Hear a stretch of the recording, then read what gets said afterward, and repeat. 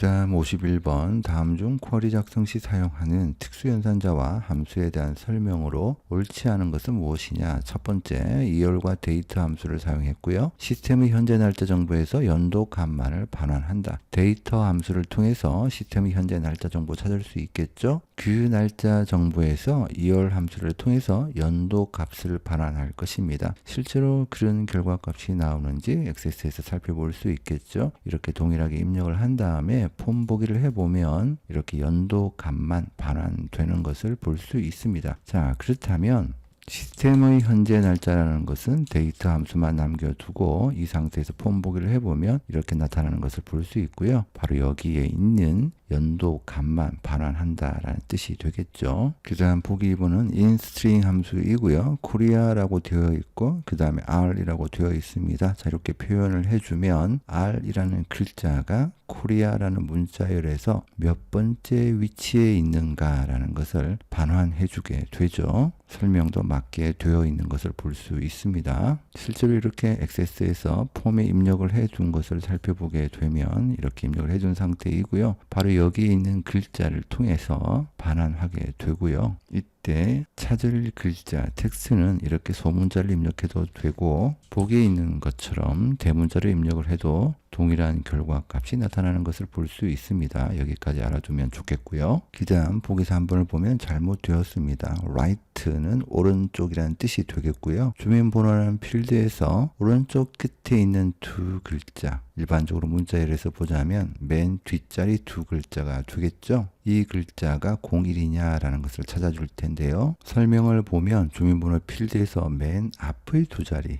일반적으로 왼쪽 두 자리가 되겠죠. 이것이 01의 레코드를 추출한다라고 했기 때문에 잘못되었다라고 보면 되겠습니다. 실제로 액세스에서 이렇게 테이블이 있다라고 하면 주민번호라는 필드가 있고요. 01이라고 하는 부분이 여기 있는 것을 볼 수 있습니다. 바로 이 정보를 찾아주는 것이죠. 찾아주는 쿼리도 미리 만들어 둔 게 있습니다. 앞서서 얘기를 했지만 맨 앞의 두 자리를 찾으려면 왼쪽 두 자리이기 때문에 left라는 함수를 사용해서 이렇게 조건에 01을 입력해 주면 되겠고요. 이 상태에서 실행을 해주게 되면 아까 보았던 레코드 정보를 찾아주는 것을 볼 수 있습니다. 바로 여기 이 부분 찾아주는 것을 볼 수 있고요. 만약에 write 함수를 사용했다라고 하면 맨 뒤 두 자리가 01인 경우가 없기 때문에 추출할 레코드도 없겠죠. 따라서 3번이 잘못되었고요. 그 다음 보기 4번 like 기억에서 디귿 그 다음에 별 표시 이렇게 되어 있습니다. 기억에서 디귿 사이에 있는 문자로 시작하는 필드 값을 검색한다라고 되어 있습니다. 우선 액세스에서 실제로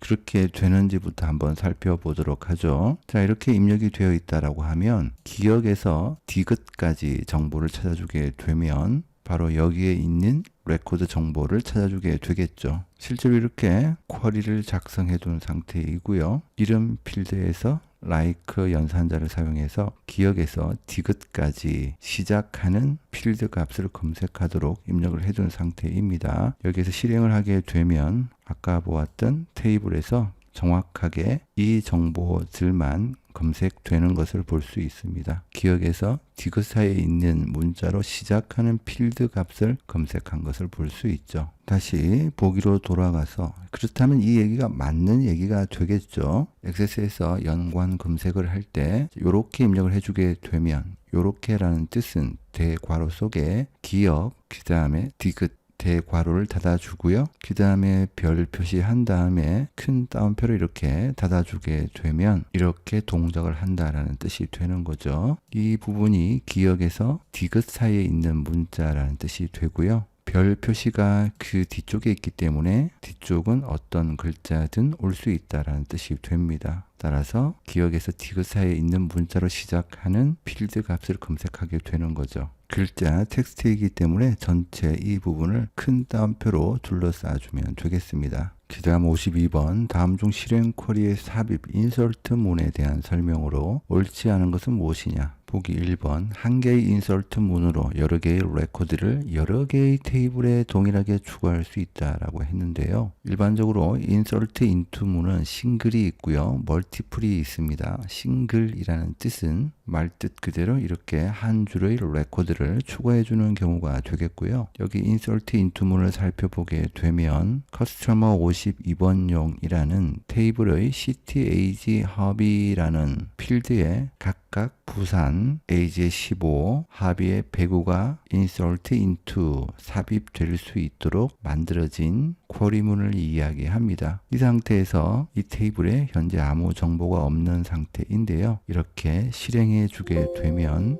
일행을 추가한다라는 경고가 나오고요. 얘를 눌러주게 되면 이렇게 레코드가 추가된 것을 볼 수 있습니다. 이런 경우가 하나 있고요. 그 다음에 멀티플로 동작하는 인서트 인투 문이 있습니다. 자, 이 경우에는 커스터머라는 테이블로부터 CTAG 합이라는 필드를 검색해서 커스터머 52번용, 그러니까 여기 이 테이블이죠. 이 테이블에 인서트 인투를 해준다는 뜻이죠. 커스터머라는 테이블은 이런 정보를 담고 있고요. 여기에 있는 레코드들을 커스터머 52번용에 인서트 인투 해준다는 뜻이 되겠죠. 이 상태에서 실행을 해주게 되면 커스터머 테이블에 있던 구행이 추가된다라는 뜻이 되겠고요. 커스터머 52번용을 살펴보게 되면 이렇게 추가된 것을 볼 수 있습니다. 따라서 보기 2번을 보면 필드 값을 직접 지정하거나 다른 테이블 레코드를 추출하여 추가할 수 있다라는 부분을 살펴보았고요. 그 다음 3번을 보면 레코드의 전체 필드를 추가할 경우 필드 이름을 생략할 수 있다. 자, 요건 무슨 얘기냐면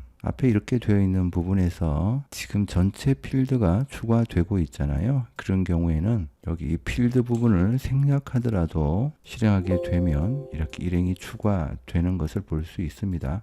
자, 이렇게 하나 더 추가된 것을 볼 수 있죠. 그 이야기하고 있는 것이고요. 기사의 보기 4번을 보면 하나의 인서트 문을 이용해서 여러 개의 레코드와 필드를 삽입할 수 있다. 바로 멀티플 인서트 인투 문을 이야기하고 있는 것이죠. 하나의 인서트 문을 이용했지만 커스터머 테이블에 있는 여러 개의 레코드와 필드를 커스터머 52번용이라는 테이블에 삽입할 수 있었던 것을 볼 수 있습니다. 자, 그러나 한 개의 인서트 문으로 여러 개의 레코드를 한 개의 테이블에 동일하게 추가할 수 있는 것이지 여러 개의 테이블에 추가할 수 있는 것은 아니죠. 일단 우리가 알고 있는 수준에서는 그 정도 알아두면 되겠습니다. 계속해서 53번 다음 중 외부 데이터 가져오기 기능에 대한 설명으로 옳지 않은 것은 무엇이냐. 보기 1번 텍스트 가져오기 마법사를 이용해서 기존 테이블에 내용을 추가하려는 경우 기본키에 해당하는 필드의 값들이 고유한 값이 되도록 데이터를 수정하며 가져올 수 있다라고 했습니다. 한번 해보면 바로 알 수 있겠죠. 외부 데이터라는 부분에서 텍스트 파일 가져올 수 있습니다. 이렇게 누른 다음에 찾아보기를 통해서 찾아보면 되겠죠.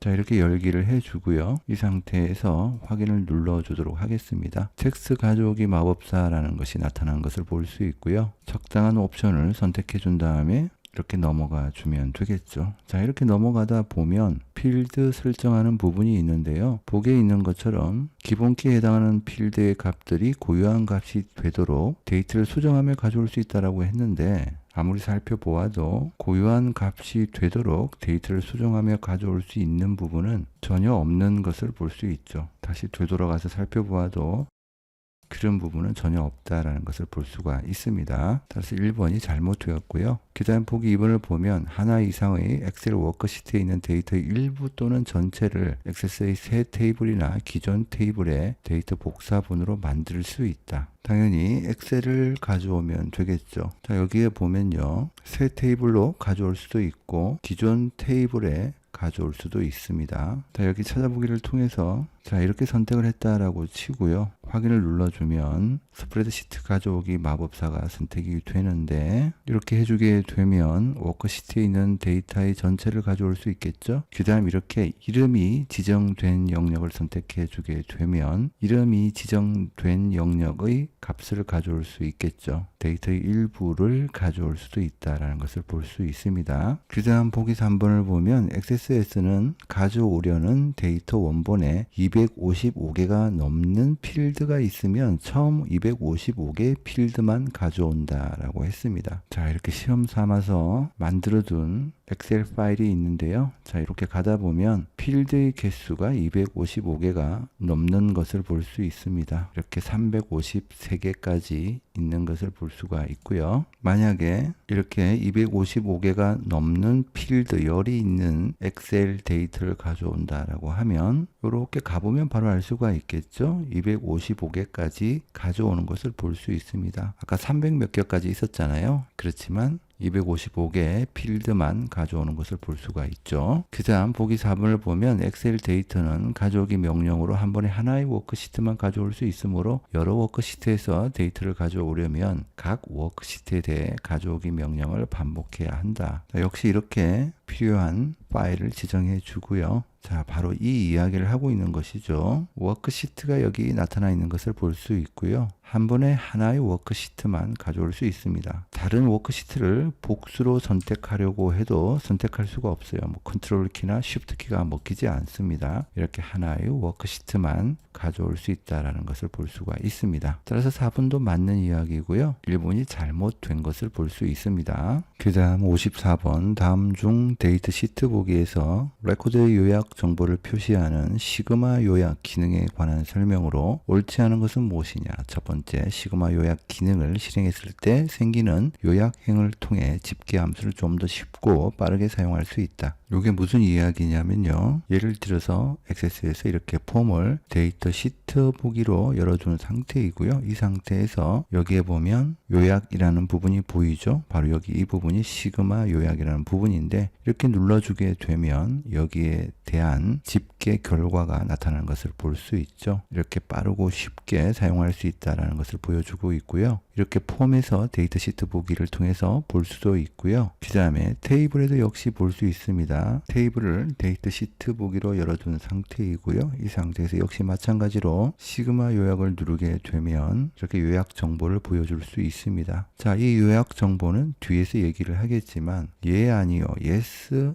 no 데이터 형식 필드에서는 이렇게 집계 함수를 지정하게 되면 체크된 레코드의 총 개수가 표시되는 것을 볼 수가 있죠. 하나, 둘, 셋, 넷, 다섯, 여섯, 일곱 이렇게 표시가 되는 것을 볼 수 있습니다. 그 다음에 보기 2번을 보면 시그마 요약 기능은 데이터 시트 형식으로 표시되는 테이블, 폼, 쿼리, 보고서 등에서 사용할 수 있다라고 했는데요. 폼에서 사용할 수 있는 것 우리 살펴보았죠. 그 다음에 쿼리에서도 사용할 수 있습니다. 쿼리의 이 부분에서 디자인이라는 부분에 보면 이렇게 시그마 요약이라는 부분이 있고요. 얘를 실행해서 이렇게 묶는 방법이라는 곳에서 집계 함수를 선택을 해주고 실행을 해주면 되겠죠. 그게 바로 데이터 시트 보기 상태일 것이고요. 하지만 보고서에서는 여기에서 눌러보면 알겠지만 데이터 시트 형식으로 표시할 수 있는 방법이 없습니다. 따라서 2번이 잘못되었죠. 테이블 폼 쿼리는 가능하지만 보고서는 가능하지 않다라는 것을 볼 수가 있고요. 그 다음 보기 3번 시그마 요약 기능이 설정된 상태에서 텍스트 데이터 형식의 필드에는 개수 집계 함수만 지정할 수 있다라고 되어 있습니다.